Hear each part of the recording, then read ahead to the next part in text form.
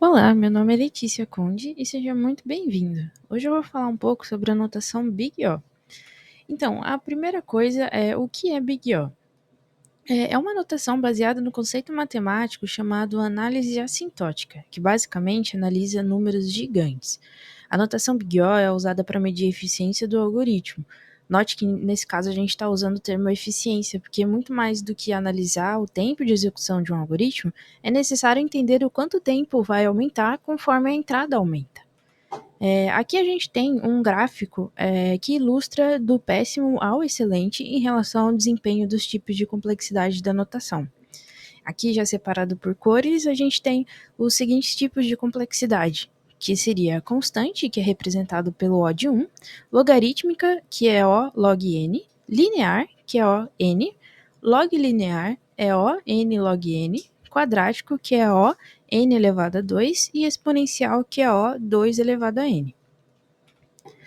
É importante a gente salientar que a notação Big O é sempre para considerar o pior cenário possível. Em uma lista de 1 milhão de elementos, precisamos considerar o pior cenário dessa lista.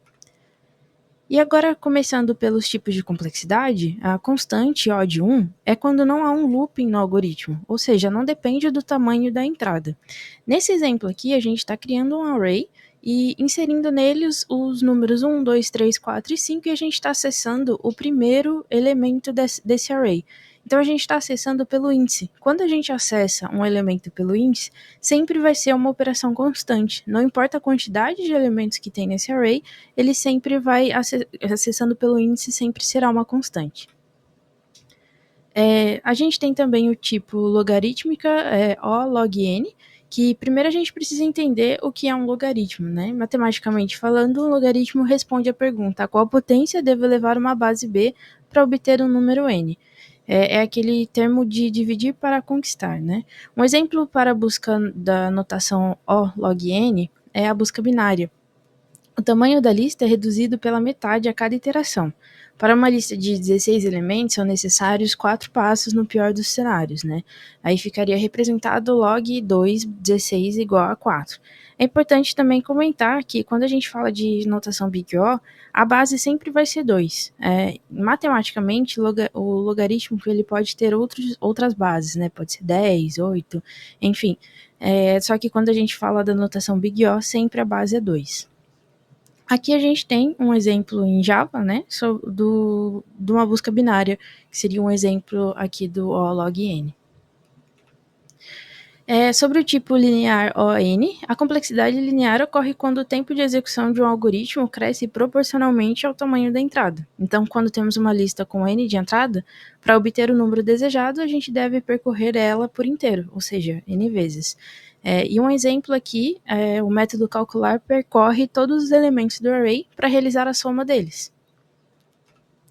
A gente tem também o log linear, que é representado pelo O n log n. O log linear indica que o algoritmo cresce de forma logarítmica, que é representado pelo log n, em relação ao tamanho de entrada, que é representado por n. Normalmente, esse algoritmo é chamado de forma recursiva, onde a cada nível de recursão, os elementos são visitados uma vez. Os algoritmos de ordenação eficiente que utilizam a complexidade log linear são merge sort e quicksort. Aqui a gente tem um exemplo do merge sort. A gente tem também o tipo quadrático, que ocorre quando o tempo de execução cresce proporcionalmente ao quadrado do tamanho da entrada n. Em uma função quadrática é comum a gente possuir loops alinhados. Um exemplo clássico é o bubble sort. O código do bubble sort percorre o array n vezes e para cada iteração i, ele faz comparações e trocas. A gente tem também o tipo exponencial, que é representado por O2 elevado a n, e a complexidade do exponencial ocorre quando o tempo de execução de um algoritmo dobra cada aumento unitário no tamanho da entrada n.